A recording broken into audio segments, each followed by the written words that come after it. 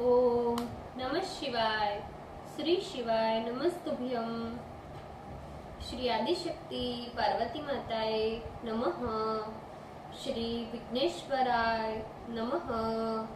श्री लक्ष्मी नारायणे नमः। श्री सरस्वती ब्रह्माए नमः। श्री सियारामे नमः। श्री रामदास हनुमाने नमः। श्री राधे श्यामे नमः। हे शिवजी, તમારી કૃપાથી હું આ શિવ પુરાણ વાંચી રહી છું અને મારી મમ્મી, બેન અને તમામ શ્રોતા શિવ પુરાણ સાંભળી રહ્યા છે। અમે બધા શિવ પુરાણનું જ્ઞાન પ્રાપ્ત કરી શકીએ એટલી શક્તિ પ્રદાન કરજો અને શિવ પુરાણનું તેજ સહી શકીએ એટલી ક્ષમતા પ્રદાન કરજો। हे विघ्नेश्वर गणपति बापा, तमे शिव पुराणना वंचनमा आवता तमाम विघ्न हरजो। हे कृष्ण मनोहारिणी राधाजी, हे श्याम सुंदर, हे सिया रामजी, हे रामदास हनुमानजी, तमे शिव पुराण सांभळवा जरूर पधारजो अने मारा हृदयमां स्थान ग्रहण करजो। ओम नमः शिवाय। श्री शिवाय नमस्तुभ्यं। पंचम संहिता द्विचत्वारिंशो अध्याय, पेज नंबर 1497। 7 व्याधों की मुक्ति। भीष्म जी बोले, हे महाप्राज्ञ, हे पितृभक्तों में श्रेष्ठ, हे मुनि श्रेष्ठ मार्कंडेय जी, इसके अनंतर क्या हुआ वह सब कृपा कर बताइए। मार्कंडेय जी बोले, इस प्रकार वे सातों चक्रवाक धर्म योग में तत्पर हो मानस सरोवर में विचरण करते हुए निरंतर 7 हंस हुए और पवन जल भक्षण करते हुए अपना शरीर सुखाने लगे।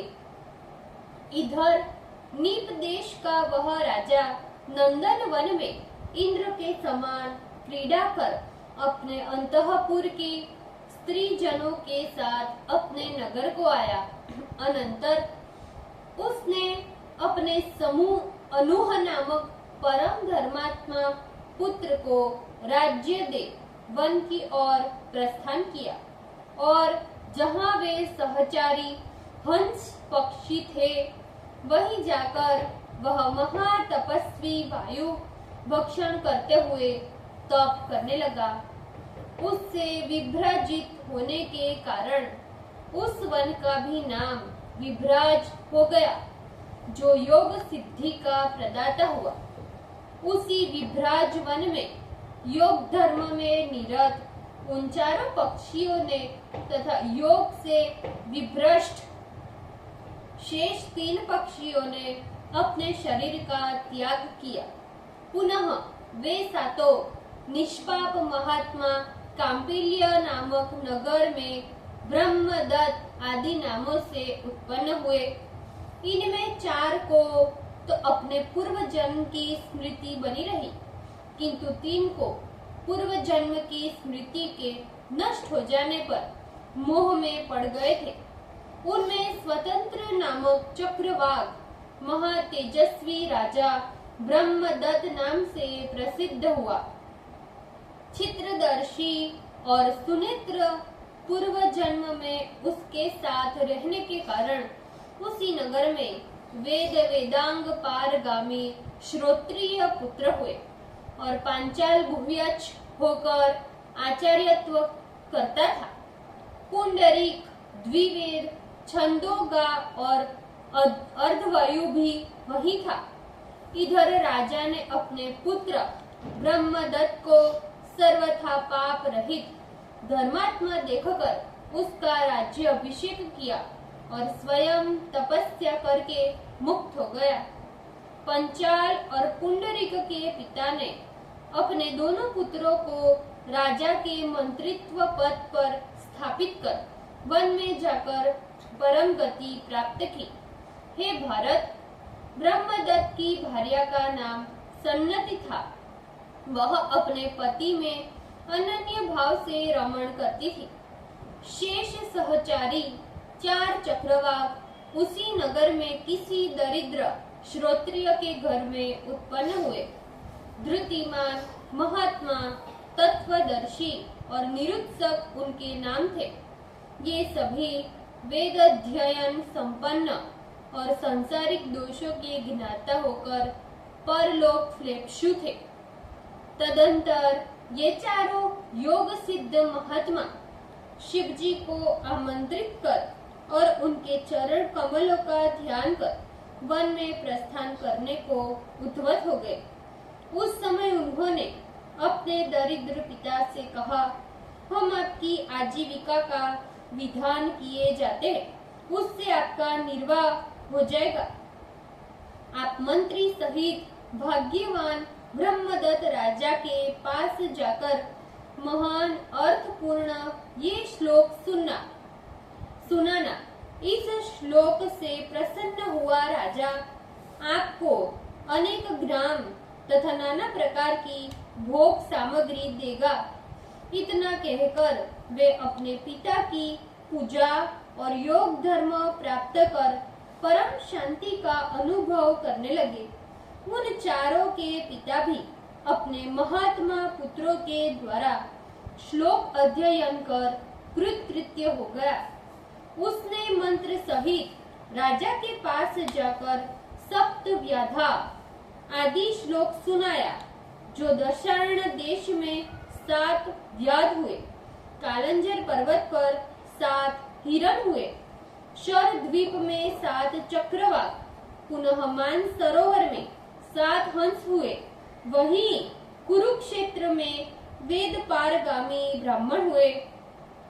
4 तो अपना रास्ता पार कर चुके, अब 3 शेष। तुम लोग क्यों संसार के विहड़ मार्ग में भटक रहे हो? इसको सुनते ही ब्रह्मदत्त तत्क्षण मोहित हो गया। उसी के साथ उसके सविच, पांचाल और पुंडरीक भी मोहित हो गए। फिर मान सरोवर का स्मरण करते ही योग को प्राप्त हुए। तदंतर ब्रह्मदत्त ने उस ब्राह्मण को बहुत सा रथ, भोग सामग्री एवं धन प्रदान किया और विश्वक्सेन नामक पुत्र को राज्य पर अभिषिक्त कर स्वयं स्त्री समेत वन चला गया और योग बल से उत्तम गति प्राप्त की। धर्मात्मा पुंडरीक भी सर्वश्रेष्ठ सांख्य योग से सर्वोत्तम गति प्राप्त कर अपने कर्म से विशुद्ध हो गया। इसी प्रकार पांचाल भी शिक्षा कर्म का प्रणयन कर महायशस्वी हो योग गति को प्राप्त किया। जिन शूरों को मुक्ति की इच्छा हो, वे भगवान सदाशिव के चरण कमलों का ध्यान कर अपना पाप नष्ट करें और शरीर, मन तथा वाणी से किए गए पाप के नाश के लिए श्रद्धा एवं भक्ति से समन्वित हो इस आख्यान का पाठ करें।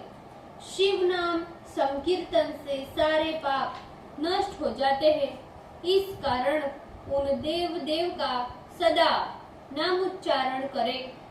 जिस प्रकार जल में मिट्टी का कच्चा बर्तन नष्ट हो जाता है, उसी प्रकार शिव नाम उच्चारण से सारे पाप दूर हो जाते हैं।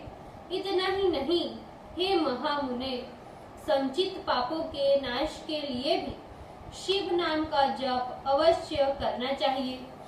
श्रद्धालु जनों को अपनी मनोअभिलाषा की सिद्धि हेतु भी शिव नाम का जप अवश्य करना चाहिए। जो मनुष्य पुष्टि के लिए इस अध्याय को पढ़ता है और सुनता है, वह सभी पापों से रहित होकर मोक्ष प्राप्त करता है, इसमें संदेह नहीं। ओम नमः शिवाय। श्री शिवाय नमस्तुभ्यम। ભૂલચૂક માફ કરજો શિવજી, કૃપા રાખજો। આજના શિવપુરાણના વંચનનું પુણ્ય મને પ્રદાન કરજો શિવજી। ઓમ નમઃ શિવાય। શ્રી શિવાય નમસ્તુભ્યમ।